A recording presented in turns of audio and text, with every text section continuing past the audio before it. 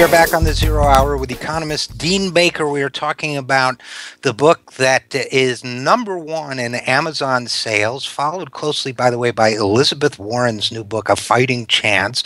So the Amazon demographic is moving in our direction. Thomas Piketty's new book, Capital in the 21st Century. And by the way, Dean, nobody got this, but Capital, the title Capital, is obviously an allusion to Marx, and in one of my responses to him, I entitled it "What Is to Be Done," which was an allusion to Lenin, who tried to put Marx's works into practice with a book called "What Is to Be Done." That was my little I got the reference to Marx. The title of my first review was "Mired Too Much in the 19th." Right. Okay, exactly. And where we are with this book is, in my opinion, is, look, Piketty is brilliant. He's charming. He is fascinating to read, and he's offered a number of insights in this book and his previous research.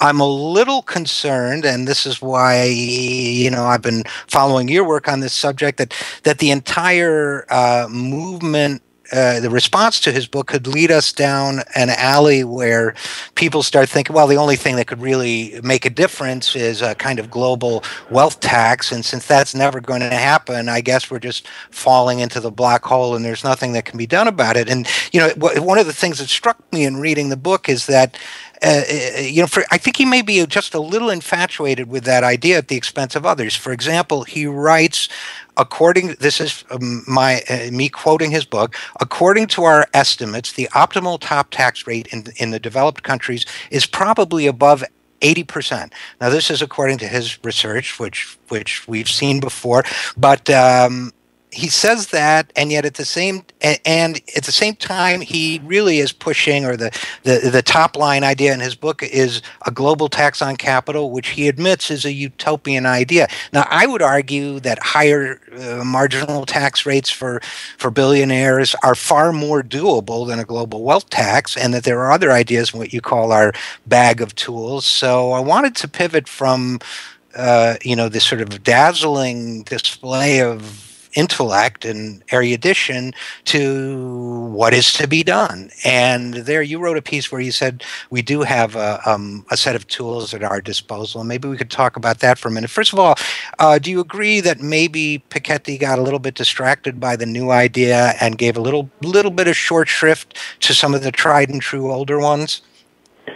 Well, I frankly, I don't know if it was a new idea, but in any case, I think he wants to. I think there's some fundamental story here, and this is the nature of my review. And you're very much right. His book is titled "Capital in the 21st Century."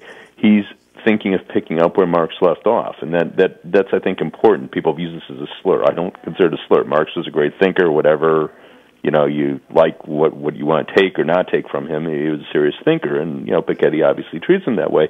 Point was, Marx saw capitalism as this system that had kind of its inherent logic that really could not be altered in fundamental ways, and I think Piketty sees it the same way. So he goes, capital, we're going to have greater concentration of wealth and income. And my view was that, no, capital could be structured a billion different ways. It's infinitely malleable. And I titled one of my other pieces, "Living in the Short Run," reference to Keynes. We could do 1,000 things to change the profitability of capital. That's not given to us by the gods. And, that's why I was starting to talk about too-big-to-fail banks in the financial sector. We changed rules to let the financial sector grow and become enormously profitable over the last 4 decades. You can't tell me that's inherently capital. We'd still have capitalism if we hadn't done that. Right. And let me just jump in for a second and say we're talking with economist Dean Baker of the Center for Economic and Policy Research. I love that phrase, infinitely malleable, and I don't want to move beyond this aspect of his work for a second, if we might, because in retrospect, yes, Marx was a great thinker, but the most effective criticisms of his work were that he had a mechanistic view. He saw things as operating mechanically, and so his ideas, as things became more fluid, or proved to be more fluid, may have been less applicable than he thought. There were different. It wasn't just a dialectic between immovable and eternal forces. And so I love that phrase, infinitely malleable. So are you saying in effect that Piketty falls into a little bit of a mechanistic kind of trap in his view of things, that somehow he thinks this structure of capital is eternal and unchanging?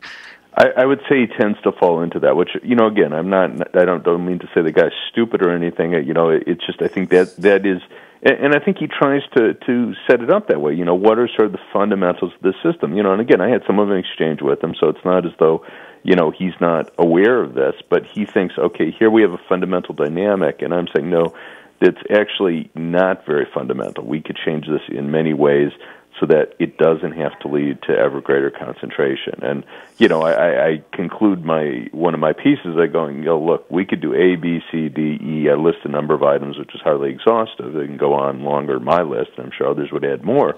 And all of those things would reduce profitability, reduce the concentration of wealth. Now, could we do all those things and then still, again, see wealth concentrating?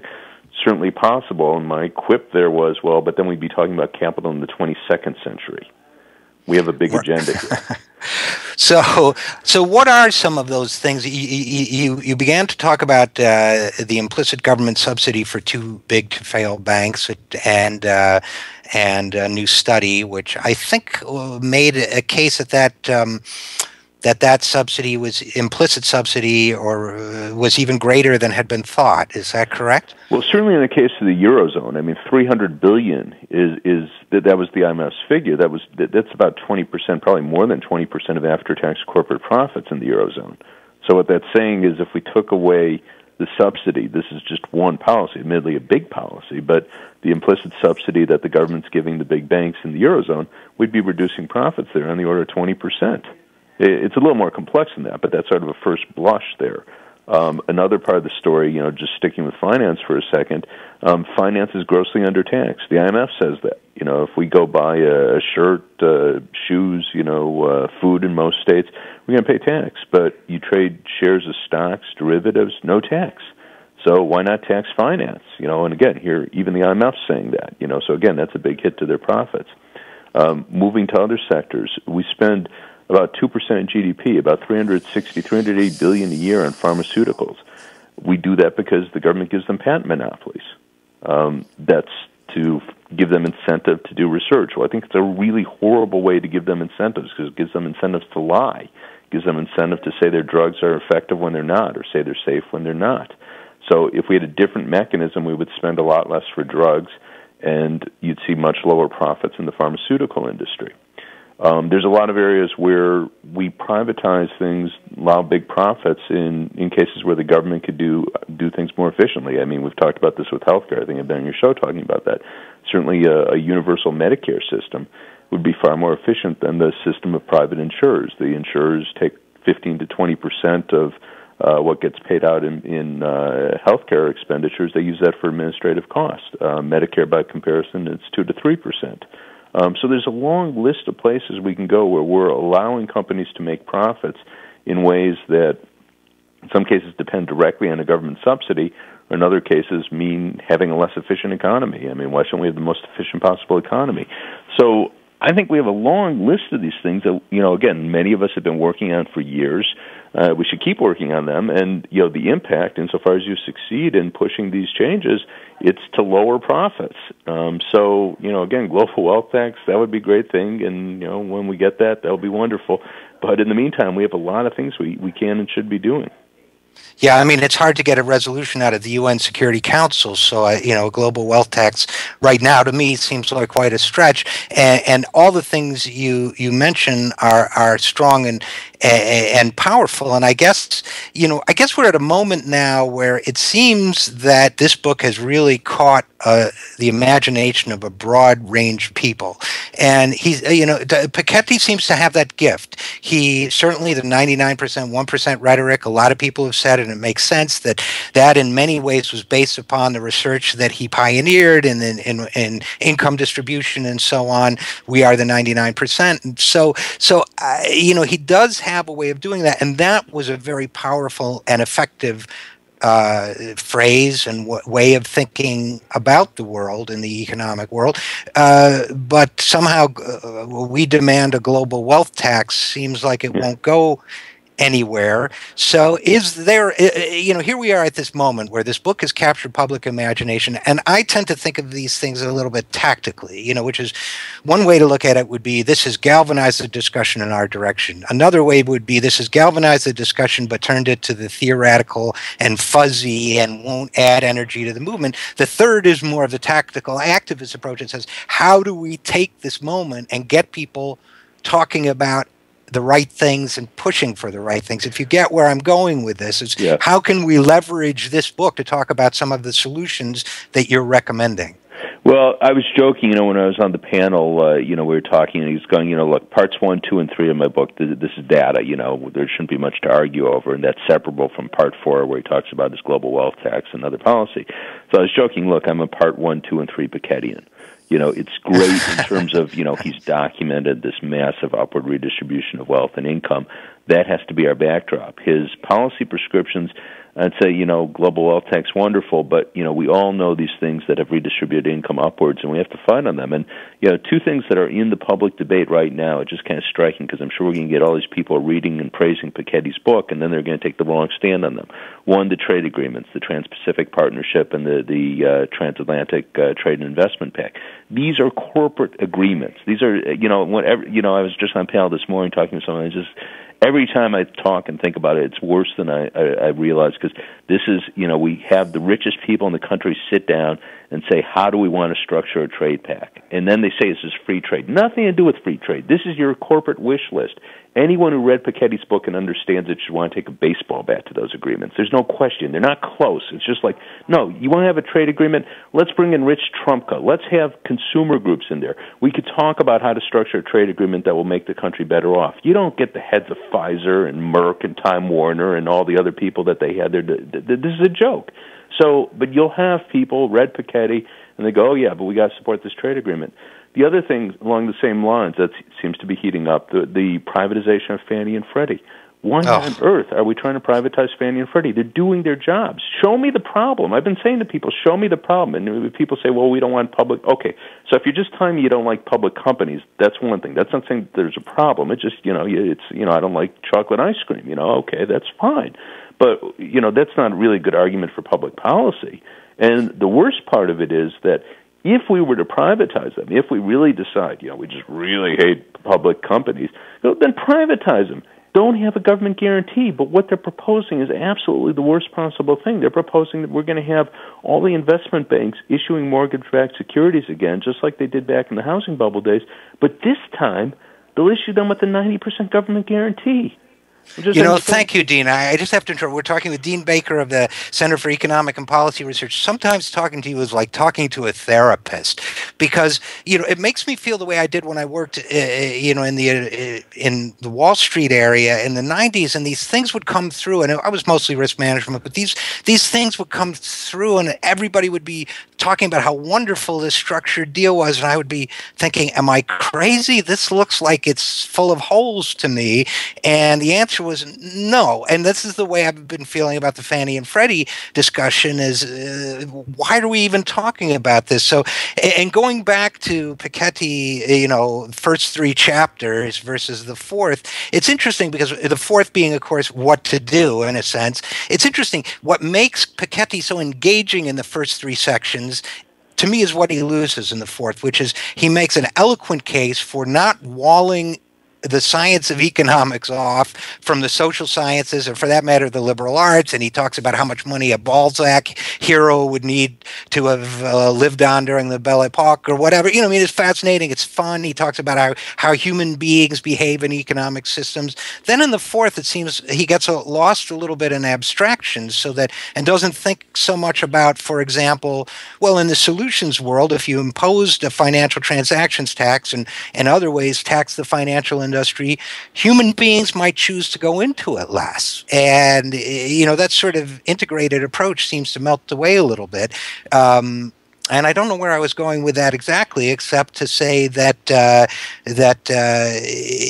think he gets a little seduced by the abstract. And so, what should we do now going forward to shape the direction, to shape the discussion in the direction we want it to go?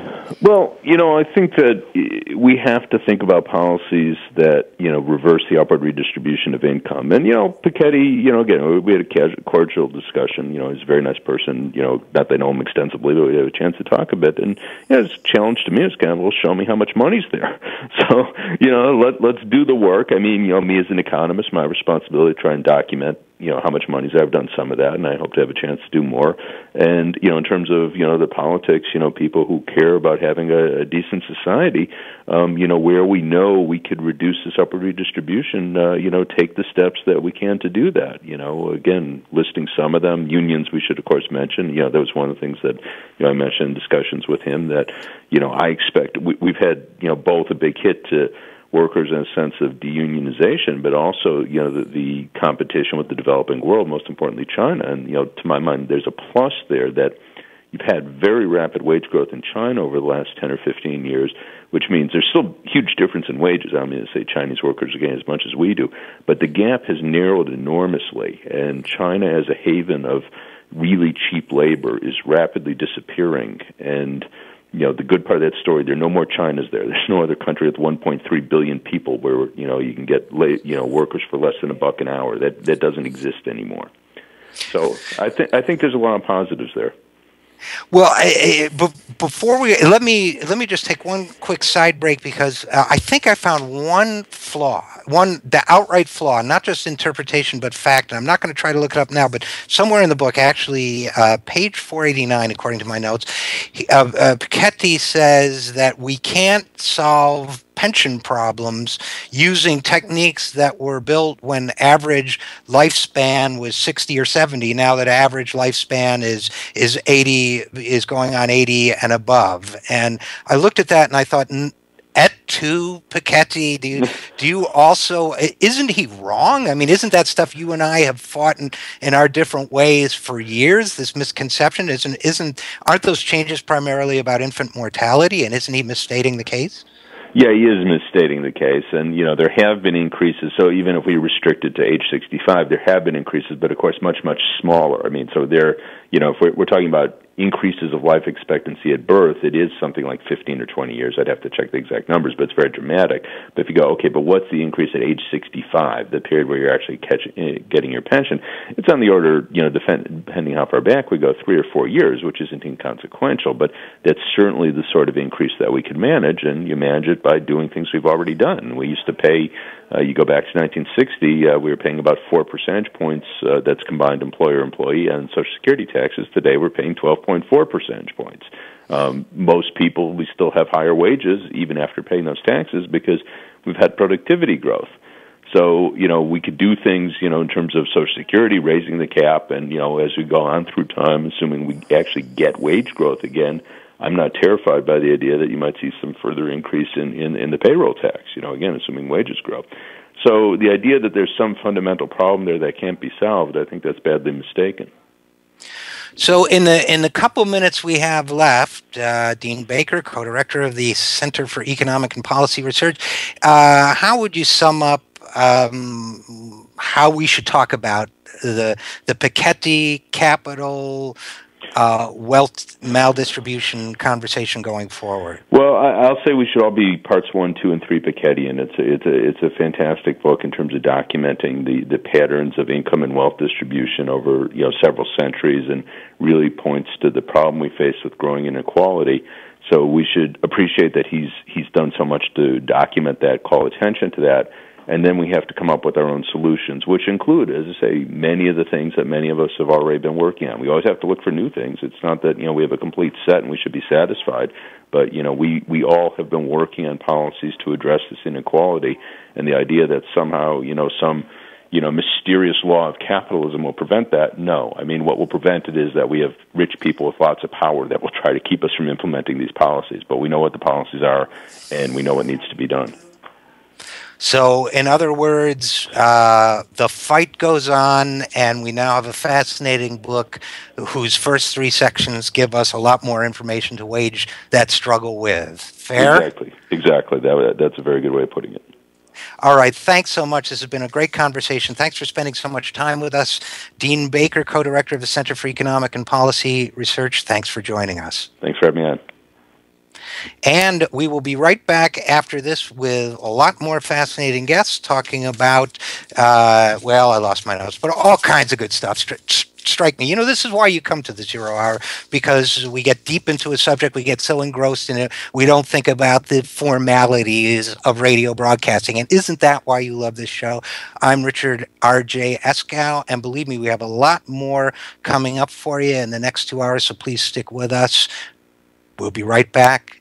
This is